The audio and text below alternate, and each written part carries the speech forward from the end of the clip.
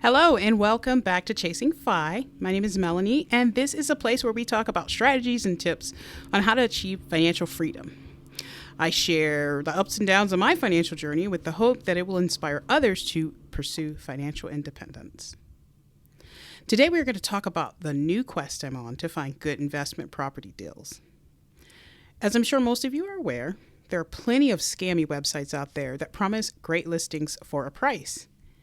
I came across a few, and after checking out the complaints against these companies, I just wanted to say that you never have to pay for good home listings. Just don't do it. I'm saying this because based on the plethora of complaints against these sites, people are indeed signing up for them. Usually at a low-cost trial that eventually switches over to a high-priced monthly reoccurring payment. Now, I want to be clear that these sites are not necessarily scams in and of themselves. They do contain real listings, but they are often out of date, and the information they have is taken from free websites that you can find on your own. So the problem with these sites is not the inventory they have listed. Well, sometimes it is, but inherently that's not the problem. The problem is that they have this expensive payment structure. Now, I just want to point out that if someone's finding something for you and posting it and providing it without you having to look for it, sure, there should be a price for that because it saves you time and sometimes effort. But the amount of money that these sites charge it's astronomical for what they're providing. And like I said, sometimes the listings aren't even correct. So I actually was going to sign up for one of these sites, and my credit card, which it only rejects. When I try to use it, it will reject a transaction if it's thought to be suspicious or fraudulent. For example, my credit card was once rejected at a gas station outside of Omaha, Nebraska, because I hadn't used the card in about a year.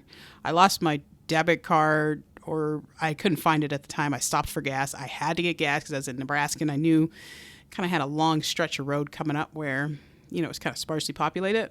So I couldn't find my debit card, so I pulled out a credit card that I hadn't used in a year, and I tried to use it, and it was rejected. So I had to call the credit card company and confirm it was me using the card. This time around, I decided to dig deeper into the website before I called the credit card company to let them know that it was me. So I dug into this company and the background and the history, and I realized that the reason that my credit card wasn't letting me use it on this site is probably because people had reported it as being fraudulent or scammy or whatever. So when I found out about the complaints, it was basically the complaints say that it's nearly impossible to cancel the trial membership before the reoccurring monthly fee starts. So the company responded to all of these complaints on the Better Business Bureau with the same statement. Basically, you have to call and cancel the membership. And if you can't get through to a customer service rep, which seems to be an inordinate amount of people said they couldn't reach them, your membership just automatically continues. So you go from a 7-day trial of $3.95 to $39.99 a month. That's a big jump. Some of the complaints stated that they had been unable to reach customer service for weeks. So that means that they probably made it through a few billing cycles there. Like if you can't reach customer service for weeks at a time, they probably are getting about at least 2 months of payment from you. When a company says I have to call for a simple cancellation of a service, I know they are counting on me getting frustrated about being on hold, hanging up, and prolonging the cancellation because it's inconvenient. This isn't a scam inherently, but it is set up in a way that makes it difficult for customers to have a good experience. That means that the company doesn't care much about its reputation because they know some people will take a chance on their service for a variety of reasons. So they're just really concerned with making that money while they can because they know eventually there'll be so many complaints. Some people will not sign up, but there'll still be some. For the record, there are several websites out there with this business model. I wouldn't be surprised if they were all run by the same company. So where did I find listings for foreclosed homes? On the free, easy-to-access HomePath FannieMae.com. Now, this site does not contain every single foreclosed or short sale home in the country, but the list is extensive. For example, there are 3,091 properties in my state. There are probably more out there, but 3,000 is definitely enough for me to start looking for deals. We've been able to find houses in several states and Puerto Rico. So I think that HomePath is a good place to start if you're looking for foreclosed homes. So far, we came across some properties in Brigham City, Utah, but we kind of don't want to buy in Utah because the prices are so inflated. So we also are looking in my home state of Michigan and Indiana as well. We're moving into the winter, and ideally we'd like to buy in the spring, but the winter might bring good deals, so we're keeping our eyes open. In addition to HomePath, we've been checking out other real estate sites for properties, and we've been able to do all of that without paying a dime. Now, you may be thinking, why would anyone pay to access a website with foreclosed homes?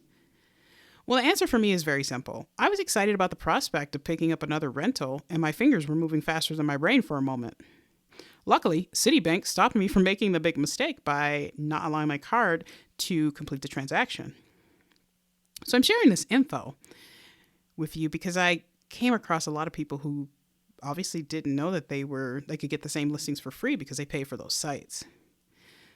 So don't pay for foreclosure listings. They are out there for free. The other thing that we did is we started the process of getting a cash out refinance on our rental property here in Utah. That seems like a pretty easy, straightforward process. You just got to get some paperwork just like you would with any loan. Well, any loan other than student loan. And they process it and they just want you to have cash reserves of about 6 months. So we're working on that. And once we have that done, I also contacted my brother-in-law and he sent me some listings. He's a real estate agent in Michigan. So we are thinking that we might be able to purchase our second investment property before the end of the year, which would just be phenomenal. Best Christmas gift, best New Year's gift that we could ever ask for.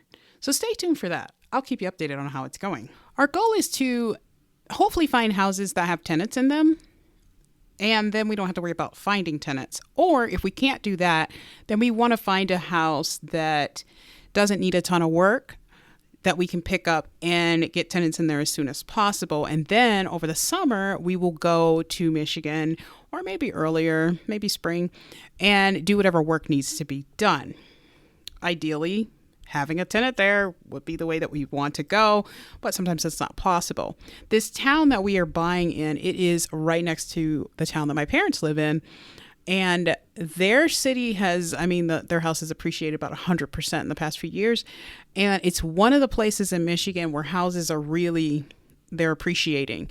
And part of that is because there are people buying these houses and they are turning the houses into like these mansions. Like if they start off with 2,000 square feet, they are buying these houses and they're turning them into 4,000, 6,000 square feet, which is great for the neighborhood. So the houses are appreciating a lot there.